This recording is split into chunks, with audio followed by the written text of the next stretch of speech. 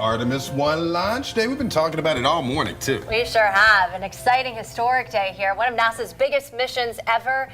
And great, you had the chance to speak with the NASA engineer behind all of this. Yeah, it was really interesting. You know, we covered a lot of topics from, the launch today to ultimately the goal of Artemis. And I mean, fascinating stuff, big plans. And it's not just the moon. It's not just like shooting for the star kind of stuff theoretically, but literally they're looking at this being the beginning stages of ultimately forming colonies on the moon to be able to use as sort of a pit stop, obviously research, but ultimately a way to get to Mars as well. Here's what he had to say. The astronauts for Apollo went to investigate the surface of the moon, see what the terrain was like.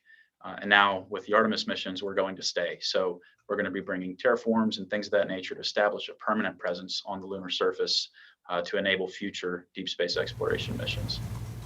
Unbelievable. Cool to start the week this way, too. All the excitement on our Space Coast. This is all going to be weather dependent, though. Window opens at 8:33 this morning. We've already had a few hiccups, weather-related and fuel issues, so and I was just fingers crossed. Just listening to the communications just now, and they've run into another hiccup now where they're trying to run the fuel into the engines. They call that an engine bleed, right?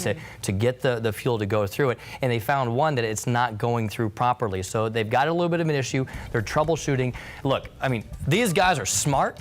They are incredibly talented. They work so well as a team. They've localized this issue. Hopefully it's not going to cause too much of a hiccup. But look, you got to have everything go right for the rocket to get off the ground. You can't do any of the stuff on the moon until you get off of Earth, right?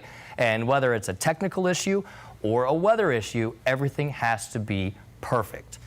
Speaking of which, launch conditions, the window opens up at 8:33. The window closes at 10:33.